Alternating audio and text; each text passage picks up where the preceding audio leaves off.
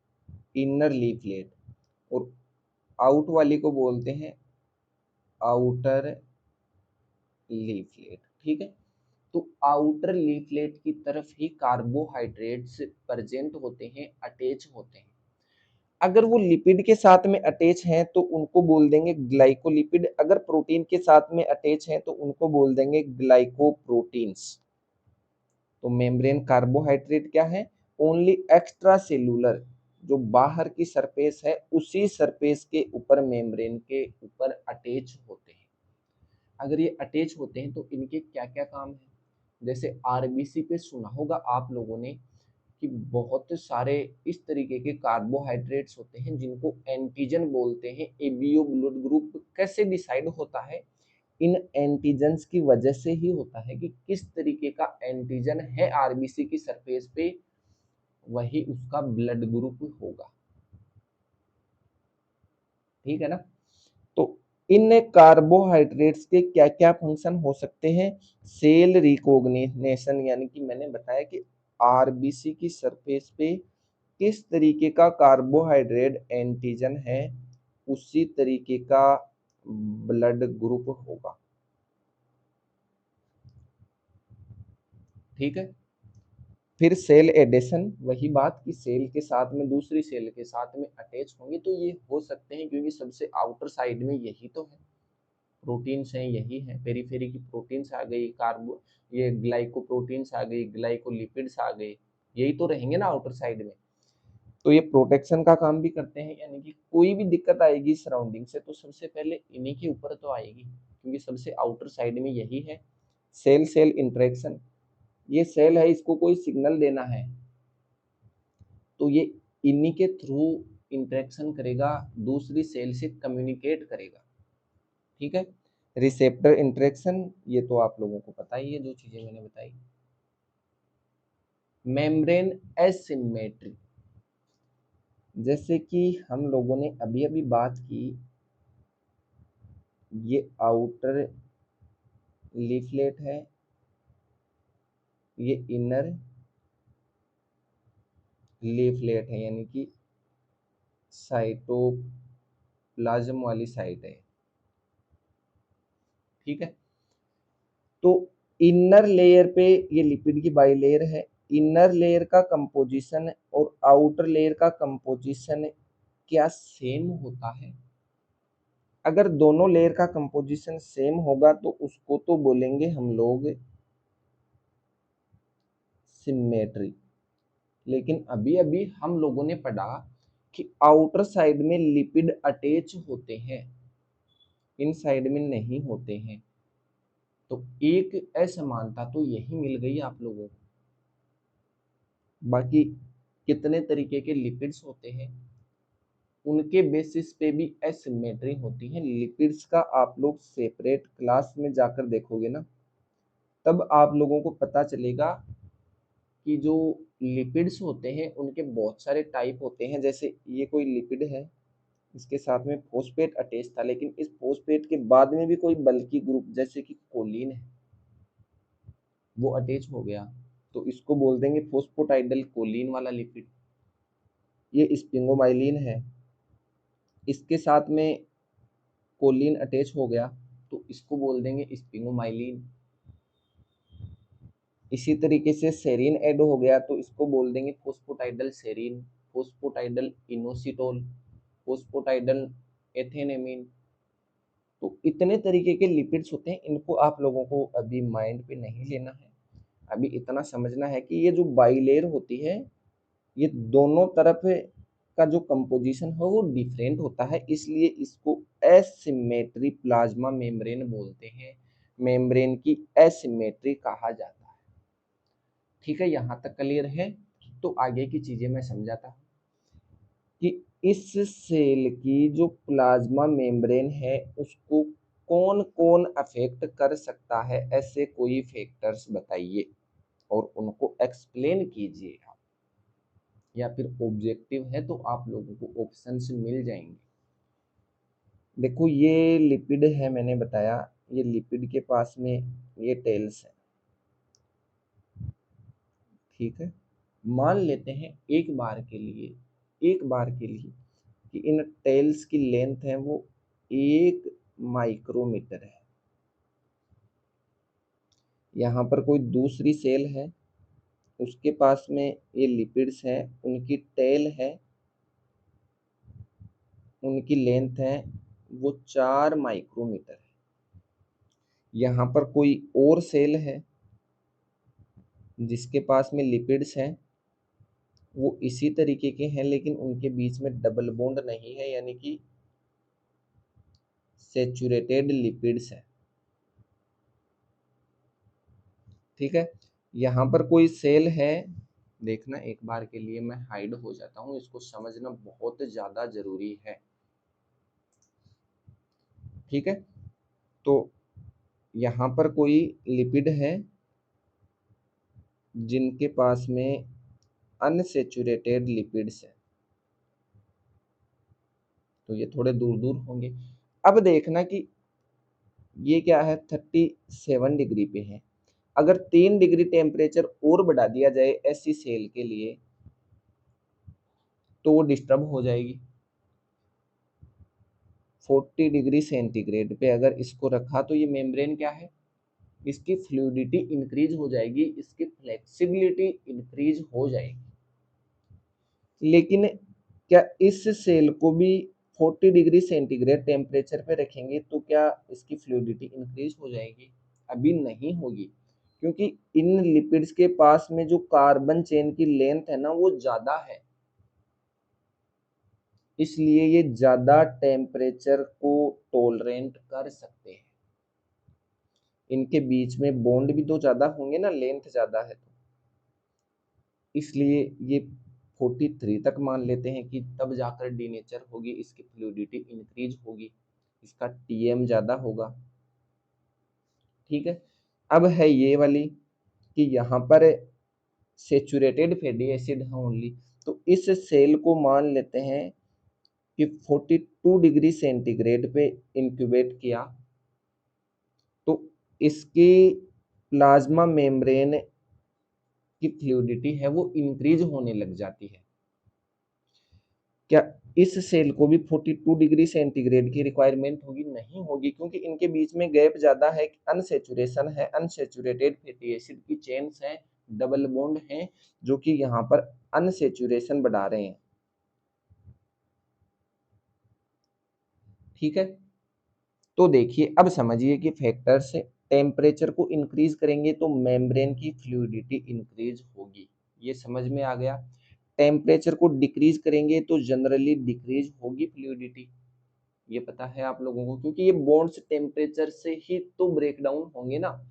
Unsaturated fatty acid, इस तरीके के फैटी एसिड को इंक्रीज करेंगे तो फ्लूइडिटी इंक्रीज होगी, सेचुरेटेड फैटी एसिड ज्यादा होंगे तो फ्लूइडिटी डिक्रीज होगी। ठीक है, कोलेस्ट्रॉल की बात और बता देता हूँ। कोलेस्ट्रॉल होता है जो इन लिपिड्स के बीच में इस तरीके से फंसा हुआ होता है, तो आप लोगों को पता है कि इस तरीके से कोलेस्ट्रॉल फंस जाएगा तो बॉन्ड और ज्यादा बन जाएंगे, और बॉन्ड और ज्यादा बन जाएंगे तो यहाँ पर तो रिजिड हो जाएगा ना। तो ये क्या करते हैं, ये मेम्ब्रेन की फ्लूइडिटी के लिए बफर का काम करते हैं, और जहां पर कोलेस्ट्रॉल भी अटैच है, लिपिड्स भी हैं, ऐसे प्लाज्मा मेम्ब्रेन वाले रीजन को बोलते हैं लिपिड राफ्ट। ऐसे रीजन को क्या बोलते हैं? लिपिड राफ्ट कहा जाता है। ठीक है, यहां तक क्लियर है? तो आगे की चीजें देखें हम लोग। ठीक है, तो इतना लेक्चर हम लोगों ने लिया, इतनी क्लास के अंदर इतनी सारी चीजें डिस्कस की, तो उनसे क्या समझ में आया? प्लाज्मा मेम्ब्रेन के फंक्शंस, ये इतने सारे फंक्शंस और इनके रीजन आप लोगों को पता होना चाहिए। ठीक है, ये इतने सारे पॉइंट, और ये हर एक पॉइंट आप लोगों को यहाँ पर एक डेफिनेशन, एक कॉन्सेप्ट क्लियर कर रहा है। देखो, फ्लूइड मोजाइक मॉडल हम लोगों ने अभी स्किप कर दिया था यहाँ पर, हाँ ये बताता हूँ मैं। Fluid Mosaic model plasma membrane को फ्लूइड मोजाइक मॉडल कहा, किसने कहा? सिंगर और निकोलस ने कहा था 1972 के अंदर। क्यों कहा इन्होंने? ये इतनी सारी चीजें अब लोगों को समझ में आई तो मैं बता देता हूं कि इन्होंने कहा कि जो लिपिड होता है ना प्लाज्मा मेम्ब्रेन के अंदर, वो काम करता है कैसा? एक लिक्विड की तरह काम करता है। ठीक है, यानी कि लिक्विड की तरह काम करता है। और प्रोटीन क्या है?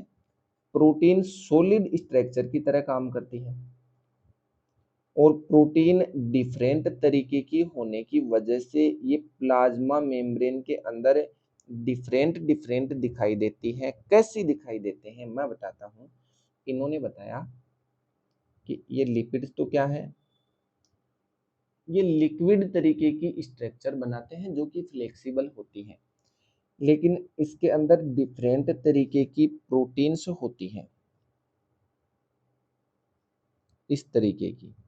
तो फ्लूइड नेचर की तो बताई प्लाज्मा मेम्ब्रेन को, साथ में इन लोगों ने ऐसे बताया कि इस तरीके की रंग बिरंगी प्रोटीन्स, मान लेते हैं डिफरेंट तरीके की बताई तो रंग बिरंगी प्रोटीन्स होती हैं जो ऐसी दिखाई देते हैं। मोजाइक किसे बोलते हैं? कि कोई एक केक है मान लेते हैं, उसके अंदर डिफरेंट तरीके की यहाँ पर चेरीज है, तो इस तरीके के मॉडल को बोलते हैं मोजाइक। तो ये क्या है? लिक्विड, फ्लूइड और इस तरीके का मोजाइक मॉडल की तरह दिखाई देता है। इसलिए सिंगर और निकोलस ने 1972 के अंदर प्लाज्मा मेम्ब्रेन का फ्लूइड एंड मोजाइक मॉडल दिया, जिसके अंदर उन्होंने ये बताया कि फ्लूइड का काम कौन कर रहे हैं? लिपिड्स कर रहे हैं। और बहुत सारी प्रोटीन्स उसके अंदर मूव करती रहती है, लेटरल मूवमेंट, इस तरफ से इस तरफ, इस तरफ से इस तरफ। तो ये तो फ्लूइड मॉडल हो गया। और ये कितनी डिफरेंट तरीके की प्रोटीन्स होती है जो कि एक मोजाइक तरीके की दिखाई देती है, इसलिए मोजाइक मॉडल हो गया। किस तरीके का ऑर्गेनाइजेशन है? मोजाइक तरीके का ऑर्गेनाइजेशन दिखाई देता है, इसलिए फ्लूइड एंड मोजाइक मॉडल कहा सिंगर एंड निकोलस ने। बाकी सारे कॉन्सेप्ट मेरे को लगते हैं कि यहाँ से हम लोगों ने डिस्कस कर लिए हैं। तो ये इतने सारे पॉइंट्स, हर एक पॉइंट जो है वो यहाँ पर एक्सप्लेन कर रहा है आपका हर एक कॉन्सेप्ट।